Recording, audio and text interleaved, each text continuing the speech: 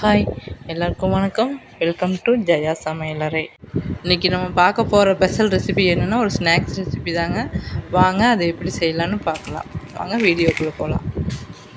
இப்போ நம்ம அந்த முறுக்கு ரெசிபி தாங்க செய்ய போகிறோம். இது பார்த்திங்கன்னா ரேஷன் புழுங்கல் அரிசி தாங்க எடுத்துருக்கிறேன். ஒரு 4 டம்ளர் எடுத்துக்கலாங்க. நல்லா க்ளீன் பண்ணிவிட்டு புடச்சி நல்லா க்ளீன் பண்ணிவிட்டு எடுத்துக்கலாம். இது நல்லா டேஸ்ட்டாக இருக்குங்க. இதுலேயே செஞ்சு பார்க்கலாம். நீங்கள் வேணால் ரேஷன் அரிசி வேண்டான்னா 5020 அரிசி கூட போட்டுக்கலாம். இது ஒரு 4 தடவை கழுவி நல்ல தண்ணி ஊற்றி ஊற வச்சிடலாங்க. இது ஒரு 3 மணி நேரம் ஊறினா போதுங்க. ரொம்ப நேரமெல்லாம் ஊற வைக்க வேண்டியதில்லை. ரொம்ப நேரம் ஊறிச்சுன்னா புளிப்புத்தன்மை வந்துடுங்க. முறுக்கு இது புளியும் போது பார்த்திங்கன்னா உடஞ்சி போயிடும். பாருங்கள், 3 மணி நேரம் ஊறிடுச்சு. நம்ம இதையே நல்லா ஆட்டி எடுத்துக்கலாங்க. இது கூடவே வரமிளகா ஊற வச்சுருந்தேன். ஃபஸ்ட்டு வரமிளகாய் போட்டு ஆட்டிட்டு அரிசி போட்டுக்கலாம். மிளகாய் நல்லா அரைஞ்சிருச்சுங்க.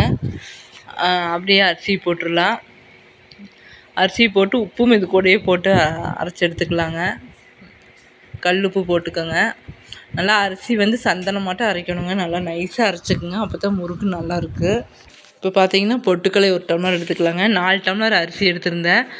அதுக்கு பொட்டுக்கலை 1 டம்ளர் எடுத்துக்கலாங்க. எடுத்து நைஸாக அரைச்சி வச்சுக்கலாம். பாருங்கள், பொட்டுக்கலை அரைச்சிட்டு வந்தாச்சு. பாருங்கள், இப்படி நைஸாக அரைச்சி வச்சுக்கலாம். பாருங்கள், மாவு நல்லா அரைச்சிருச்சு. பாருங்கள், இப்படி நல்லா நைஸாக சந்தனமாட்டம் அரைச்சி எடுத்தாச்சு.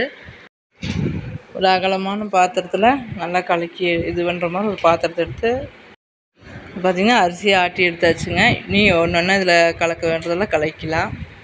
பொட்டுக்கடலை மாவு போட்டு இதில் கலக்கிடலாங்க.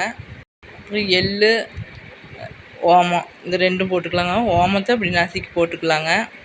எள் போட்டுக்கலாங்க, கருப்பு எள் போட்டுக்கலாம். உப்பு அதுலேயே ஆட்டும்போது இது பண்ணி போட்டதுனால இப்போ பார்த்துட்டு போட்டுக்கலாங்க. பட்ரு போட்டுக்கலாங்க. பட்ரு போட்டால் நல்லா முறுக்கு சாஃப்டாக வரும். பட்ரு ஒரு 3 டேபிள் ஸ்பூன் போட்டிருக்குறேங்க. இதே சரியாக இருக்குங்க. எண்ணெய் பட்ரு போட்டால் சுடு எண்ணெய் ஊற்ற வேண்டியது இல்லைங்க. இதுவே நல்லா மொறுன்னு சாஃப்டாக இருக்குது. நல்லா பிசைஞ்சு எடுத்துக்கலாங்க. நல்லா அப்படி போட்டு கலக்கிக்கலாங்க.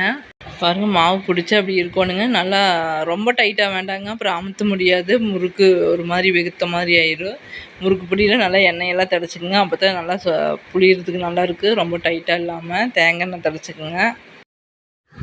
இந்த அரிக்கரண்டிலேயே பார்த்திங்கன்னா எண்ணெயை தடச்சி இதுலேயே புழிஞ்சு எடுத்துக்கலாங்க.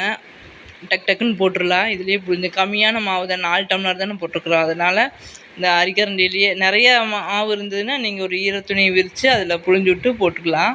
இது கொஞ்சமாகறதுனால அரிக்கரண்டிலேயே சுற்றி எடுத்துக்கலாங்க. இப்போ முறுக்கு புழிஞ்சிடலாங்க.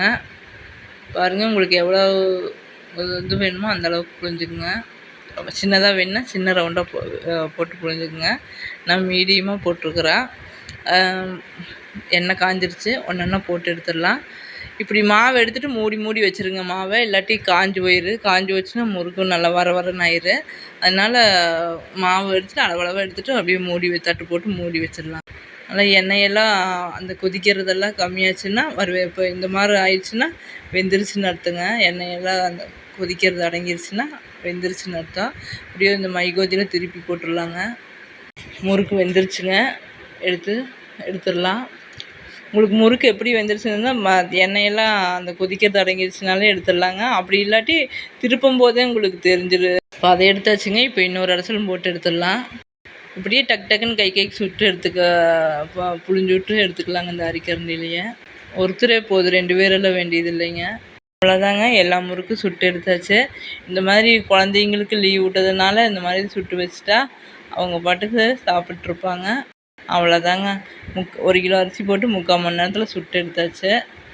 பாருங்கள் எவ்வளோ மொறுன்னு இருக்குதுன்னு. இந்த வீடியோ உங்களுக்கு பிடிச்சிருந்துச்சுன்னா ஜெயா சமையலறைக்கு லைக் பண்ணி, ஷேர் பண்ணி, கமெண்ட் பண்ணி, சப்ஸ்கிரைப் பண்ணுங்கள். தேங்க்யூ.